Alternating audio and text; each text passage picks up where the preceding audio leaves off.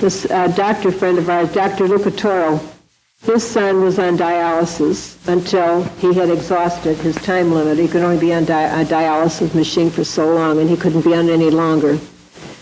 And the family had taken him to many, many of the shrines, Fatima and Lourdes and all over, hoping for a cure. My sister was very close with the family, and I told my sister, I said, why don't you tell him about Father McNamara and try and get the boy over there? Somehow time went by, and one time my husband and I was in a restaurant, or was in the Elks, and I saw the family over at a table, and I said to my husband, oh, I'd like to go over and talk to them, because whenever it's anything in regard to faith or trying to help someone, I want to get right through there. And so he said, Mary, they're having their dinner, and he says, and they got other guests, maybe you better forget about it. I said, okay. So on the way going out, it was the mother of the boy, Mrs. Lucatordo, saw me, and she says, oh, Mary, she said, you're Lillian's sister, come on over and sit down. And I thought, boy, this is wonderful, I'm going to get a chance to get my work in. And I said, how's your son doing? She told me, sadly, what had happened. And I told her all about Father McNamara and quickly about the different miracles that had happened. And she said, well, I'd love to get our boy over there, but she said, he's married and it'll be up to his wife. And she said, let me call her when I get home, and then can I get back to you? I said, of course. She called me about 5:30 the next morning, and she said, I couldn't wait for the daylight to come. I wanted to ask you, will you make an appointment? My daughter-in-law and my son would like to go to visit Father Mac.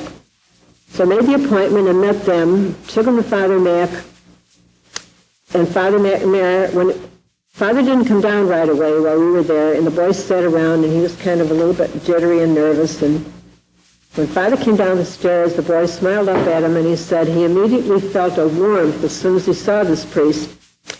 And Father said to him, he had to go in for surgery, and he was frightened because he had to have a kidney in order to survive.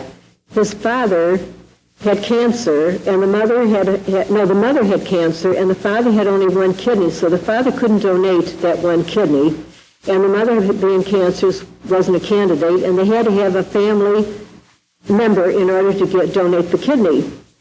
So Father McNamara said to him, everything was going to be all right. And when we went outside, this boy said to me, that's what I've been hearing from everybody. You're going to be all right. I said, will you have faith in Father McNamara? I said, have trust in him.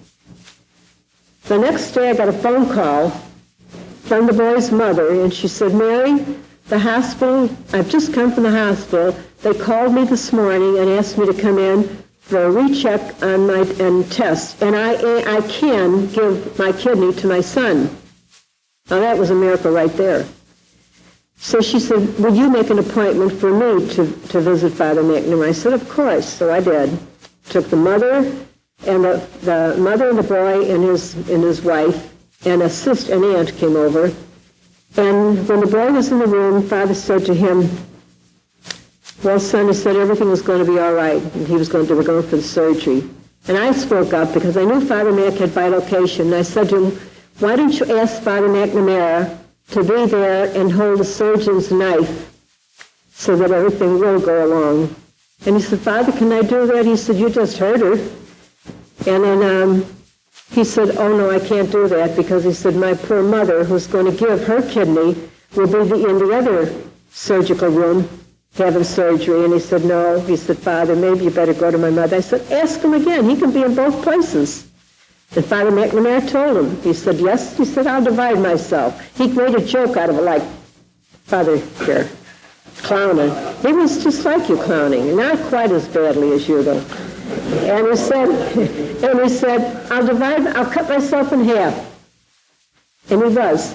He was in bilocation. He was in the room with each one. The surgery was performed, both people. The boy lived for many, many years, and he did not die of a kidney. When he died, he didn't die of a kidney. It was an automobile accident. That was another miracle. Mm-hmm.